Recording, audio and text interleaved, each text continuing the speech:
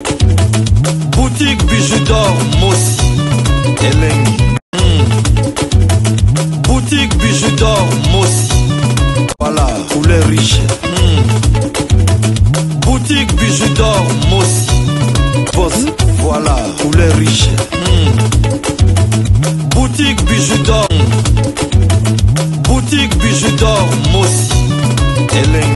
Message na bato nyonso tu ba melaka mwa mbuma ya kisi na tongo. O melaka mwa kisi na yo ya tension. En tout cas message yo eza pona yo.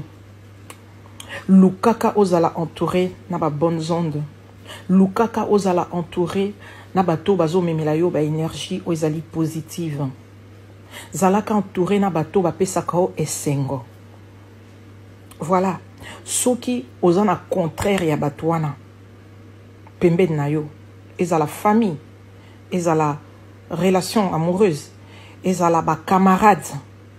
O monara que non, bozana bango na ba relation moko eza toxique.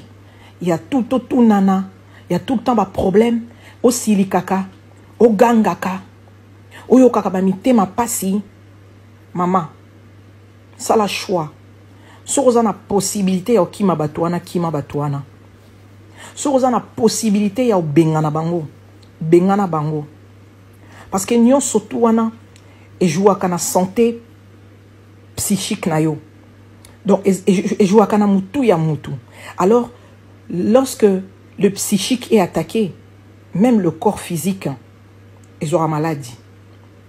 Donc santé physique na yo e ko zape affecté. Donc ça la attention na bato wana. Vivre na bato yo. Ou bien yo moko mi créer atmosphère na yo moko ya esengo, ou tira ba musique na yo, ou be tara ba adoration na yo, ou salaka ba, tu t'occupes. Na ba makamoko ya bien ou eza ko sepelisa yo. Ke ozaka tout le temps na kati ya ba problème, ya ba camarade, ya ba famille, ya ba relation moko boye. Ou ezo matso ba mafuta tout le temps. Ça la attention. Notre vie, elle est très très précieuse. Donc... na kati ya matonge auberge na biso ezali wana pona ba séjour na bino botala ndenge mama Bijou abongiseli bilo place ya kitoko ya kolia place na biso ya détente toza na malewa oyo tolambaka kitoko na kati mama Nadine azozela bino botala tokoti na appartement numéro 5 oyo mama Bijou alobaka chambre ya pamba. Chambre ya pamba na biso, toza na douche, debout ya propre, toza na lit à 2 personnes, toza na climatiseur, tokoti na appartement numéro 3, oh pe lisusu ezali kaka chambre ya pamba, na kati ya appartement numéro 3, eza na TV, eza na frigo, eza climatisé, eza vraiment propre makasi botala toilette nango. Appartement numéro 5, oyo tokotaki liboso, bomoni siko tokoti na kati ya salon oyo tobenga yango appartement numéro 6.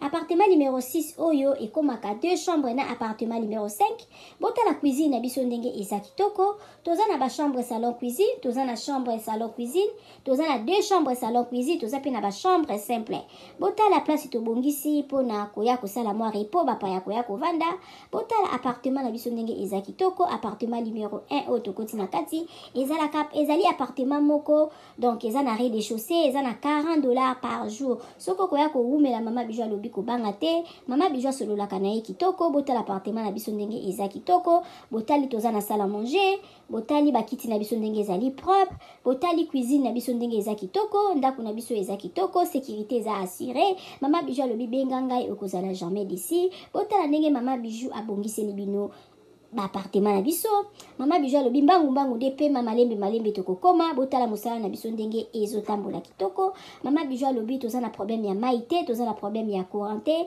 toza na départ unique toza na groupe tema na yo ba appartement na biso to bandi à partir ya $15 seulement aux 8 chambres na yo ya kolala ya bien soki pe okoya koumela koleka ba 3 mois chambre wana ya $15 tozorango kaka na $10 balobi ya boye bozwi wapi soki kaka epa na biso na matonge na Irebu A37 te mama Bijou alobi solution eza epa na biso aboye nanu ezala te tosaleli bino boutique na kati ya auberge mama Bijou alobi asali boutique na ye na kati ya auberge okoki kozala na posa ya komela vin okozwa ve na kati obosalaki mwa dodora na yo na poto okomona dodora na yo na kati ya auberge na biso. Mama Bijou alobi obosanaki kado kobanga na yo te. Mama Bijou azweli bino solution na kati ya auberge na biso oyo eza na matonge na Irebu A37. Botala ba ombia, botala ba savon ya ombia ya mbuma, ya ombia ya mai. Botala Mama Bijou atie ba maquillage na tie ba anti-age.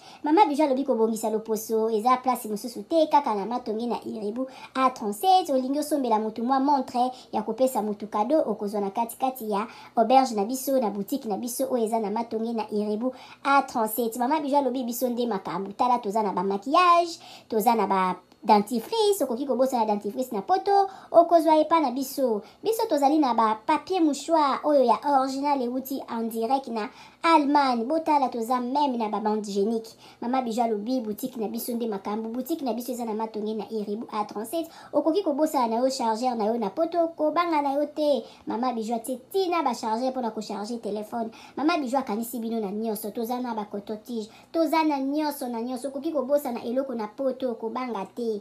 Kaka place okolala, place okosomba biloko. Epa na biso totekaka pirate te. Botala biloko na biso ndenge eza kitoko.